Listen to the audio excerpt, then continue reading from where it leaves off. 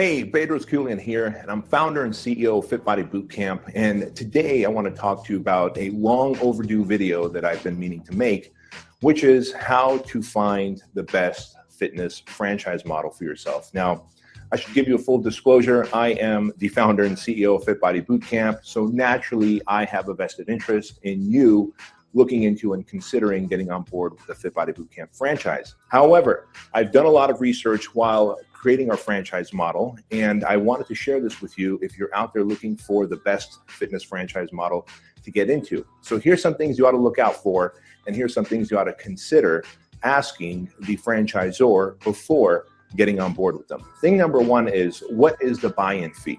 And what does the buy-in fee cover?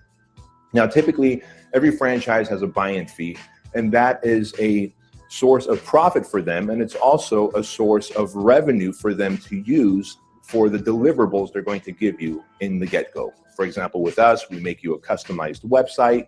We're going to send you 14 DVDs in the mail, etc. We're going to do search engine optimization right off the bat. We're going to have you on the phone with a business coach. And so all those costs do have to get covered. Now, the difference is, what is this franchise charging you? Because if it's charging you $45,000 to $85,000 to come on board, you've got to ask them, what exactly does that cover? Thing number two to look at is the equipment that you're going to buy. Many franchises out there will ask you to buy the equipment through them. And when you buy the equipment to build out the franchise through them, there's a significant markup. And while I'm a big fan of free enterprise and everybody profiting, it's in your best interest to find out what the equipment cost is going to be in addition to the buy-in fee, and what your limits are, whether you can shop outside for the best discount or if you are committed to purchasing that equipment from them. Thing number three to ask and look out for is, what is my franchise royalty fees? Now, the standard practice out there is to charge between 6 and 8% of your gross monthly revenues, which again, depending on the service that they're offering and the support they're giving you as you're on board with them, that may be an awesome thing. But look at it this way. If your franchise is doing $20,000 a month after, let's say, a year or two of being open, and they're taking 6% of that, they're effectively getting paid $1,200 a month on the $20,000 a month that you're making. And as you grow your business to $30,000 a month, that 6% now translates to $1,500 a month. And so you have to ask yourself, am I getting the equivalent of 6% of my gross revenue each month of services, support, and help from the franchisor? Are they helping me grow, or am I growing the business myself and giving them a larger dollar amount each month with that franchise fee? So consider finding a franchise that has a flat franchise fee of a flat dollar amount.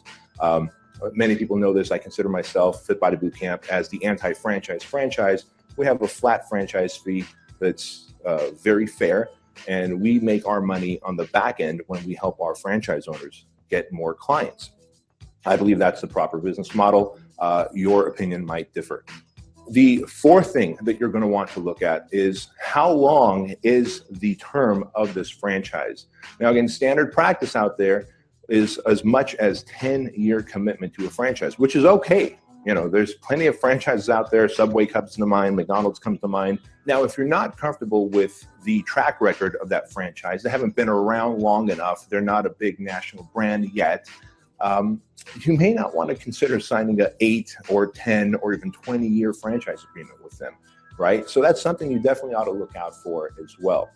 And of course, the fifth and final thing you ought to consider when looking for a good fitness franchise model to be a part of is, what is the level of coaching and support they give you? As a business owner, your problems are going to always change. When you first get on board with the franchise, the number one problem you're going to have is finding a location and negotiating your lease for that location. As you grow, you're going to have probably marketing and sales problems, right? All good problems to have, good challenges to have. But if you have the support from the franchisor in helping you negotiate the lease and guiding you in the size of location you're looking for, the demographics to open up in, you're going to have a greater success rate from the get-go. And so as you get into your location and as you grow your location, you're probably going to need more staff.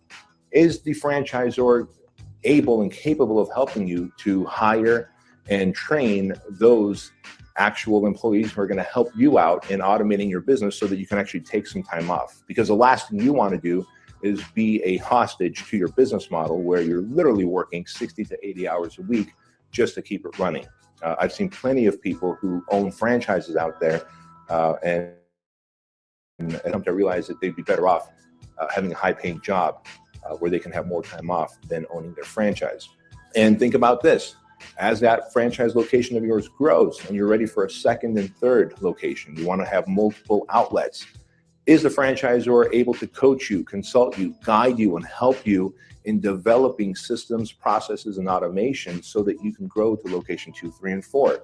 If those things are not there, consider looking elsewhere. And those are some of the top 5, red flags that I would share with you when you're looking for a franchise business model, especially in the fitness industry, to go into. Now, of course, if you have any questions for me, if there's any support that I could give you, you can reach out to me by going to our website, which is down below in our description box.